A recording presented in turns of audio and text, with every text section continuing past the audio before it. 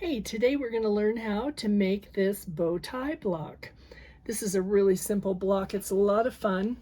Get out your charm squares and let's get busy here. Okay, the first thing I'm going to suggest that you do on this one is just, not all 5-inch charms are 5 inches. Some are a little bit bigger. And this particular pack that I got, which is called Penelope by Debbie Beaves, Robert Kaufman. It's a Robert Kaufman fabric. I used this for the little bunny pouches the other day. They say that they measure 5 by 5, but they're actually just a little bit bigger than that. So I am going to trim off the excess here because I need it to be exactly 5 inches so that my blocks will come out right. So just take your ruler and line things up. Make sure your 5 inches is 5 inches, okay? So there we go. I've got a 5-inch block now. Now I know when I go to measure it, I'm going to measure 2.5 inches and I'm going to cut it in half, okay? So I've got a 5-inch charm cutting 2.5 inches, and now I have two pieces that are 2.5 inches. I'm going to take one of these and I'm going to cut it in half again, 2.5 inches.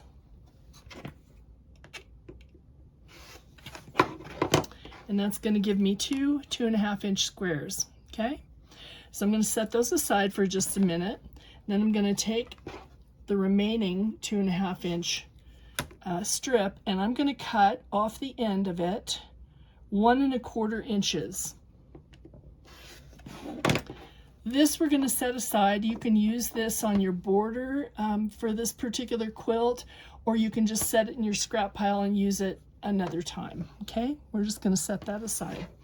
Now we have this piece which measures 2.5 inches by 1.25 inches, excuse me.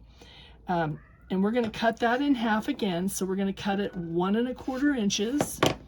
So we have two 1.25 inch squares, okay?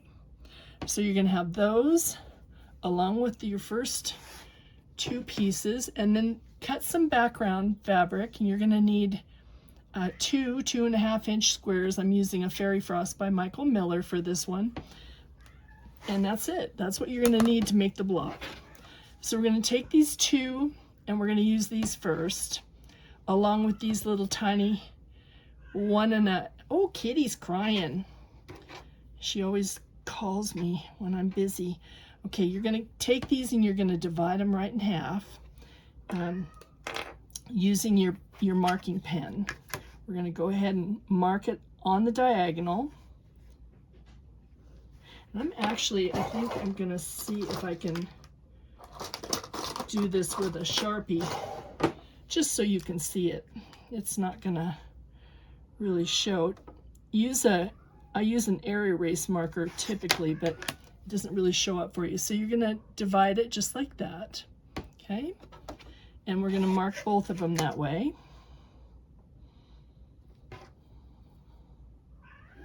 Now some people use tape on their machine to do it. Another way you can do it is fold it in half and crease it. But I think for a beginner, the accuracy is important. So if you just mark a line on the diagonal, you'll get it just perfect, okay? All right, here we go. We're going to take this and we're going to set it in the corner and match the corners up, and your diagonal should go like that. We're going to stitch right on the line, exactly on that line, okay?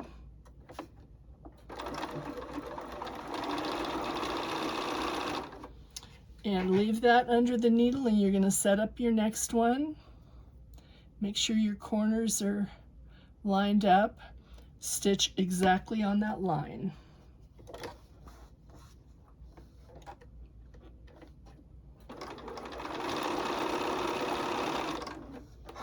Okay, and we've done that. You're going to trim this about 1/4 inch away from your seam line. Get rid of those. And then you're going to go ahead and just finger press this to the to that corner. So we're going to take our first two pieces and we're going to lay them out, and then we're going to lay our other pieces out just like that. Okay, so you're going to take these two pieces and you're going to fold them together and match those corners up, and then we're going to stitch right down this edge here. So I'm going to mark that again with my marker so you can see where we are stitching and there isn't a question. Okay, I think you can see that okay. So we're going to stitch right down that line, 1/4 inch away from our edge of our fabric. We're going to make our stitch right down that line. This is a really fun block. It goes together quickly, and you're going to do the same thing on this side. Now, I'm going to flip this over, and I'm going to mark my line again. You don't have to mark a line. I'm just doing this so that you can see where I am stitching, okay?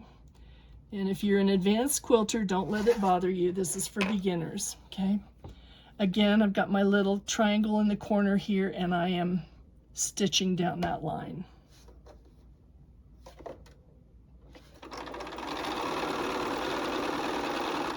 Now, if you wanted to make a bunch of these, you would cut them all out in advance, and you just keep stitching this same piece, just keep running them through your machine, and that's called chain stitching. Okay, and that you can machine stitch a bunch of them really quickly, and you'll have your blocks done in no time. Now, you're going to open your block so that your fabric is laying like this, and we're going to just finger press that seam towards, you're going to press your seam so it goes towards that solid fabric over here that you have not pieced, okay? Now we're going to do that on both of them, exactly the same. And you're going to think, but how are we going to put that together? Okay, so we've got two of those. And if you chain pieced 20 or 30 of them, you'd do them all exactly the same. Now we're going to take this, we're going to rotate it around, and you can see we've got our bow tie. Now it's like a 4-patch. You're going to match these seams, and because we've pressed them in opposite directions, they're going to pinch. You can just pinch that and feel that seam nest together. Now I'm going to tuck a little pin in here.